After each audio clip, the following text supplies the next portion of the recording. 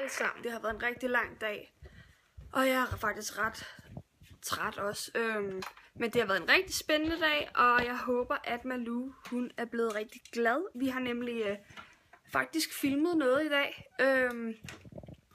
Vi har filmet, at min mor, hun har været med til at give Malou, som I måske kender.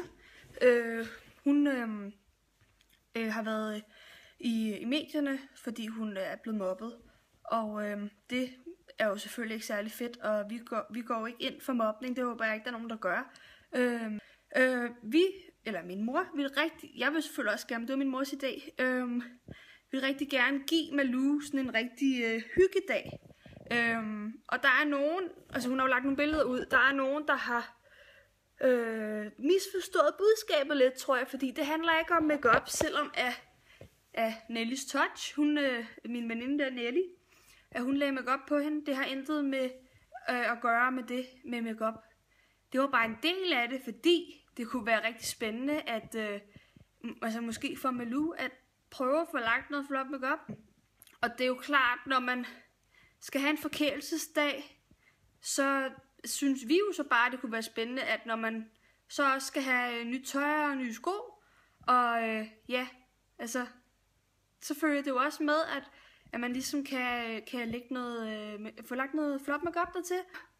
Så folk misforstår det fuldstændig. Det giver bare ingen mening at lægge op til en hel masse med tøj og hår og så videre, og så lige pludselig sådan, om ikke noget make-up, det ville da også være mærkeligt, tænker jeg. I hvert fald for mig. Og min mor har jo så fulgt hende, og det har jeg faktisk godt. Min mor har fulgt hende, og så synes hun, at Malou, hun skulle have en rigtig hyggelig dag. Jeg lægger over på Malou i dag. Det er lige fra negle til tøj og hår. Og så vil jeg gøre sådan, så Malou får en rigtig god dag med mig. Fordi jeg synes, at lige præcis den form for menneske, der vil jeg ligesom vise, at her, der kan du få en god dag med mor Jette. Hvordan kan det være, at mor Jette er så glad altid? Så vil jeg give hende nogle gode råd og give hende en makeover. Jeg synes, hun er en fantastisk person.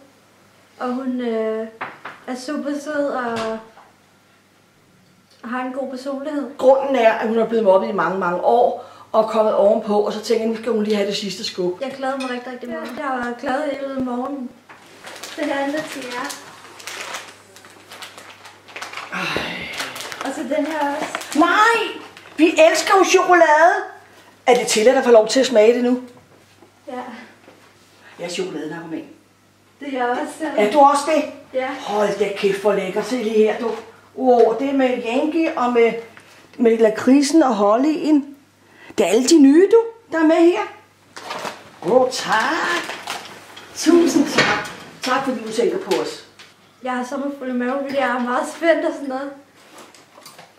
Flot langt hår her. Hold da kæft.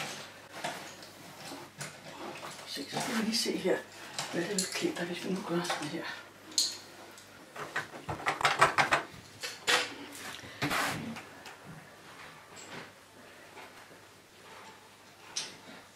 Fordi det der med det der skal ikke så meget til. Alligevel mange, der tænker, ej, hvor ser hun godt ud, hende der, ikke? Ja. Jamen, ved du hvad? Det er jo i realiteten ikke så meget andet, end at man skal være god i sin krop og forkæle sig lidt. Og så tænker man, hvordan gør man det? Jo, for eksempel en gang om ugen, når man tager sig et bad, så bruger man en hårkur en gang om ugen, og en ansigtskur. Eller sådan noget body lotion-agtigt. Lige præcis, showergel og har en god creme til at smøre sig ind i. Jeg har jo smurt mig ind i cremer, siden jeg var 14 år gammel. Og hvis du mærker min hud, så er den jo stadigvæk rigtig blød, og jeg er jo altså på vej til de 53. Ja. Så jeg har jo overhovedet ikke brugt Botox nogensinde. Det har jeg heller ikke. Nej, og jeg ved godt, det er meget på mode, at man bruger Botox, men det tror jeg aldrig, jeg kommer til. Heller ikke mig. Nej, vel? Fordi jeg sikkert håber, at mine gener holder endnu. Så kigger du lidt op. Sådan der. Grunden til, at hun skal have lagt make-up til en make-up-artist, det er simpelthen fordi, at der må godt være sådan lidt style over det. Jeg kan godt sminke, ja, men det går meget sjovt, når vi kender en, der kan gøre det. Jamen, jeg har nogle looks i form af nogle stærke farver, Så har jeg nogle neutrale farver, og så har jeg sådan, hvor der er lidt ping-pong, og det, jeg skal lige finde ud af, hvordan det klæder hende med farver og hår og hud. Så putter man lidt skum på, så ruller man den simpelthen ind, sådan her. Og så tager man sølvpapiret på, og så tager man et fladjern og holder et stykke tid, til det holdes varmt. Og så skulle der komme krøller. Skal den have farve? Klar? Ja. Vil du finde noget? Mm.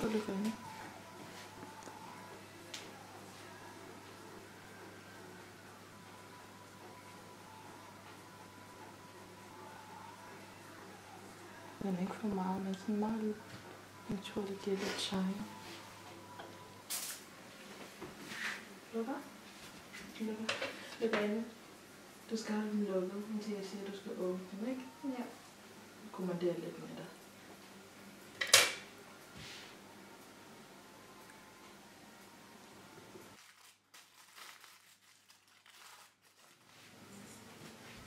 Den farve der, ikke også, den plejer jeg også at bruge. Sej, mand.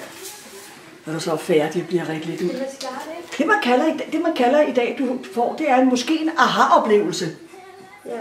Og de der aha-oplevelser gør også, at man får en hverdag, hvor man tænker, hold da kæft, det giver vitaminer, det giver god energi. Det giver selvtillid. Yeah! Og det er det, jeg gerne vil give dig lidt ekstra af i dag. Det har jeg ikke så meget af, synes. Nej, men du får et ordentligt pust, inden du tager hjem fra i dag. Eller herfra i dag og tager hjem. Der får du et ordentligt skud selvtillid. Okay. Og der kommer jo... Ja, jeg skal ikke sige mere. Nu vil jeg lige sige lidt, som jeg ikke skal sige. Der er lidt af en overraskelse. Udover den her, som også er hendes gave fra mig af. Skal jeg holde den? Må du meget gerne. Så har jeg en anden gave.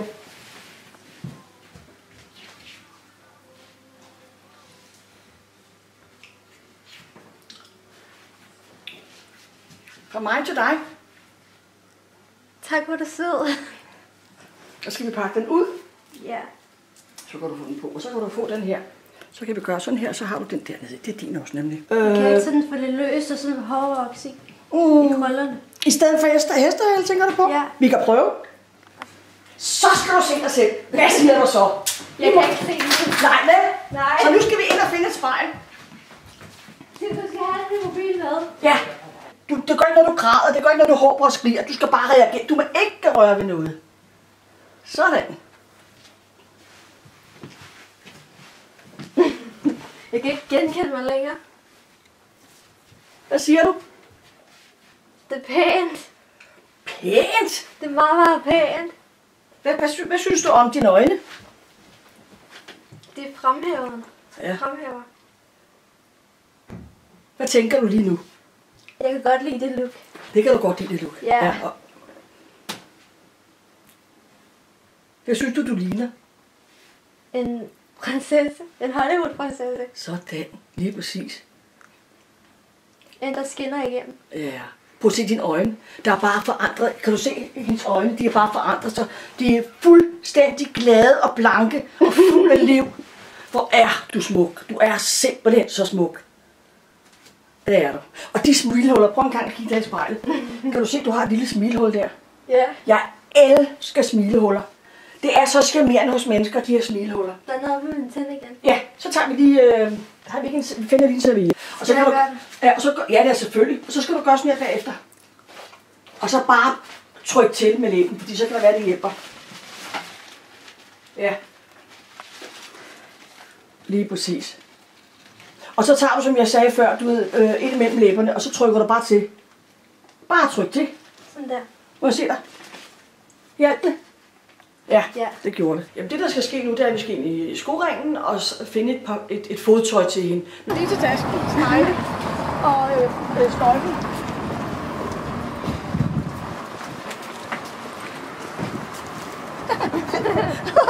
Hvordan føles det? Anderledes nu.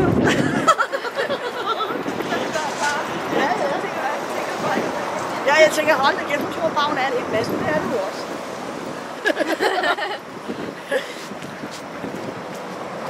Du skal ikke til at skyde igennem, hvad nu? Nej, det stråler ud af mig. Ja. Gud! Nå, jeg blev helt nervøs. Jeg tror ikke, det var skoringen. Ja, nemlig lige præcis. Nå, det bliver spændende at se. Ja, de er rigtig fede. Der er nok mange fede. Så går vi herind.